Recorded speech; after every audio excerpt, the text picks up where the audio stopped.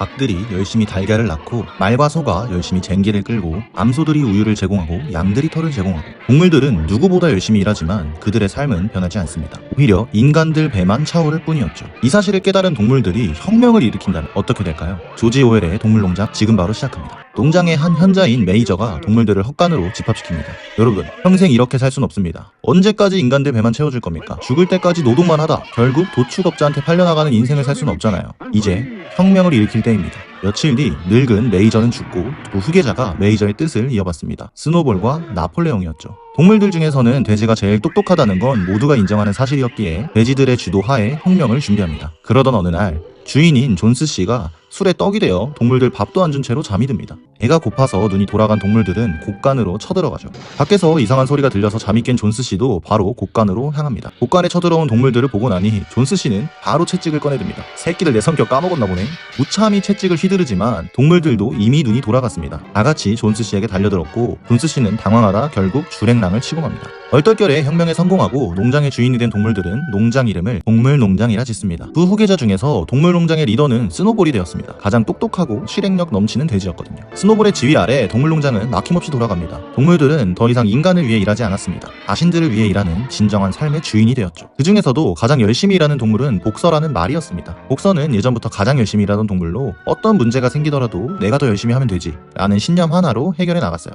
누구보다도 성실했죠. 한편 스노볼은 동물농장을 위해서 7가지 규칙을 정합니다. 이 규칙은 다시 예전으로 돌아가지 않으려면 모든 동물들이 반드시 지켜야 하는 규칙이었죠. 첫째, 무엇이건 2발로 걷는 것은 적이다. 둘째, 무엇이건 4발로 걷거나 날개를 가진 것은 친구이다. 셋째, 어떤 동물도 옷을 입어서는 안 된다. 넷째, 어떤 동물도 침대에서 자서는 안 된다. 다섯째, 어떤 동물도 술을 마시면 안 된다. 여섯째, 어떤 동물도 다른 동물을 죽여서는 안 된다. 일곱 번째, 모든 동물은 평등하다. 모두가 이 계명을 읽고 지킬 수 있도록 스노볼은 동물들을 교육하기로 결심합니다. 근데 동물들을 교육하는 게 생각보다 쉽지는 않았습니다. 똑똑한 돼지들은 읽고 쓰는데 문제없이 금방 잘 배워나갔지만 다른 동물들은 영 진도가 나질 않았죠. 복서의 경우도 알파벳 D까지는 외웠지만 그 다음부터는 도저히 외워지지가 않았어요. 복서는 D까지 외운 것만으로도 만족하기로 합니다. 7가지 계명을 읽기는커녕 알파벳도 제대로 못 되는 동물들을 보고 스노볼은 7가지 계명을 한 줄 요약하기로 결심합니다. 4발은 좋고 2발은 나쁘다. 한편 농장에서는 우유와 사과가 계속 사라지고 있었습니다. 알고 보니 돼지들이 먹는 사료에 들어가고 있었죠. 동물들이 이게 어떻게 된 일인지 묻자 언변가 스킬러가 설명합니다. 여러분, 설마 돼지들이 지들끼리만 잘 먹고 잘 살려고 우유와 사과를 먹는 걸까요? 사과랑 우유 싫어하는 돼지도 많습니다. 저도 싫어해요. 근데 억지로 먹고 있어요. 왜? 우유와 사과가 머리 쓰는 일에 꼭 필요한 에너지랍니다. 이건 과학적으로 증명이 된 거예요. 이게 다 저희 좋자고 이러는 거겠어요? 여러분 좋자고 저희가 고생하는 겁니다. 돼지들이 일 제대로 못하면 어떻게 되는지 아시나요? 존스 씨가 다시 오는 겁니다. 여러분, 존스 씨 다시 보고 싶으세요? 존스 씨를 다시 보고 싶은 동물은 아무도 없었기에 다들 그러려니 하고 넘어가기로 했죠. 한편 존스 씨는 농장을 되찾을 준비를 하고 있었습니다. 동네 사람들을 모아서 농장에 쳐들어가기로 하죠. 그러나 동물들도 이를 예상하고 있었기에 존스 씨가 쳐들어와도 훌륭하게 대처해냅니다. 스노볼은 용감하게 앞장서며 총에 맞아가면서도 인간들을 몰아냈죠. 복서 역시 늠름하게 인간들을 몰아내는데 공을 세웁니다. 인간들에게 또 한 번의 승리도 이뤄냈겠다. 스노볼은 새로운 제안을 합니다. 바로 풍차를 짓자는 제안이었죠. 풍차만 짓는다면 전기가 들어오기 때문에 동물농장의 삶이 비약적으로 발전할 것이라고 말합니다. 앞으로는 주 3일만 노동을 해도 된다고 하죠. 이를 앞장서서 반대한 건 다름 아닌 나폴레옹이었습니다. 이유도 없이 무작정 반대를 하는 노릇에 동물들이 모두 풍차 건설에 찬성하려던 차일나 나폴레옹이 갈 하고 소리를 지릅니다. 그러자 뒤에 숨어있던 개들이 나타나 순식간에 스노볼을 내쫓죠. 꽁지 빠지게 도망간 스노볼은 그 뒤로 다신 볼 수 없었습니다. 동물농장에 새 리더가 탄생한 순간이었죠. 이에 반대하던 동물들도 있었습니다. 그러나 개들의 발톱 앞에선 모두가 평등해질 뿐이었죠.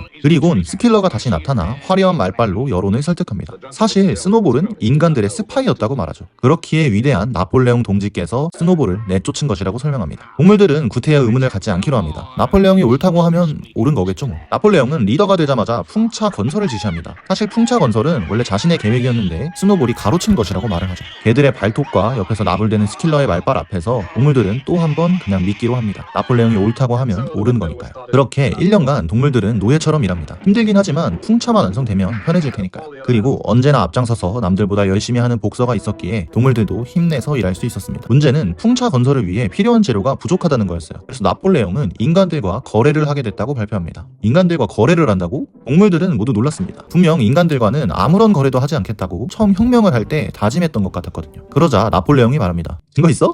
물론 증거는 없었죠. 시간도 오래되다 보니 기억이 가물가물합니다. 이번에도 그냥 나폴레옹을 믿기로 하죠. 그렇게 인간들과 거래를 하기 시작한 후로 돼지들이 침대에서 잔다는 소문이 들려옵니다. 이번에는 분명히 증거가 있었어요. 7가지 규칙 중에서 침대에서 자면 안 된다는 규칙이 분명히 있었거든요. 복서는 허겁지겁 규칙을 읽으러 가보지만 알파벳 D까지밖에 모르기 때문에 규칙을 읽을 수가 없었죠. 그나마 글을 읽을 줄 아는 염소에게 물어보니 벽에는 이렇게 적혀 있었습니다. 어떤 동물도 시트를 깔고 침대에서 자면 안 된다. 시간은 또 흘러 어느덧 풍차도 거의 다 지어졌습니다. 그런데 쾅 하는 소리와 함께 밖을 나가보니 풍차가 다 부서져 있었죠. 태풍이 심하게 불어서 풍차도 무너진 듯 했습니다. 모두가 허망하게 풍차를 바라보고 있었는데 나폴레옹이 말합니다. 스노볼의 짓이다.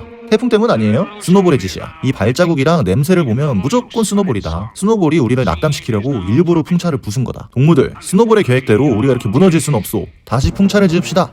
동물농장 만세! 동물들은 뭐가 어떻게 된 건지 생각할 겨를도 없이 나폴레옹의 말을 따라 풍차를 다시 짓기로 합니다. 그 이후로 뭐든 나쁜 일이 생기면 나폴레옹은 모두 스노볼의 수작이라며 분노의 화살을 돌렸습니다. 그러나 모든 동물이 나폴레옹의 말을 믿은 것은 아니었습니다. 몇몇 돼지와 자신의 알을 빼앗긴 닭들은 나폴레옹에게 반박을 시작합니다. 나폴레옹의 대답은 단순했습니다. 그 돼지와 닭들을 모두 죽였죠. 나폴레옹은 이렇게 말합니다. 스노볼이 심은 뿌락지들을 잡아냈을 뿐이다. 동물들은 두려웠지만 피로 물든 개들의 이빨 앞에선 아무 말도 할 수가 없었습니다. 다음날 동물들은 다시 한번 규칙을 읽어보기로 합니다. 분명 동물을 죽이면 안 된다는 규칙이 있었던 것 같거든요. 벽을 다시 한번 보니 이렇게 적혀 있습니다. 어떤 동물도 다른 동물을 이유 없이 죽여서는 안 된다. 시간은 또 흘러 어느덧 두 번째 풍차 역시 완성을 앞두고 있었습니다. 그러나 인간들이 이번엔 총으로 무장한 채 또 한 번 쳐들어왔죠. 심지어 완성을 앞두고 있던 풍차까지 터뜨려버립니다. 눈앞에서 풍차가 날아가자 이성을 잃은 동물들은 다시 한번 인간들을 몰아내는 데 성공합니다. 다만 이번엔 피해가 컸죠. 2년 동안 만들던 풍차도 날아갔고 동물들도 많이 죽었습니다. 유일하게 괜찮아 보이는 건 돼지들 뿐이었어요. 돼지들은 말합니다. 풍차 또 지으면 되지.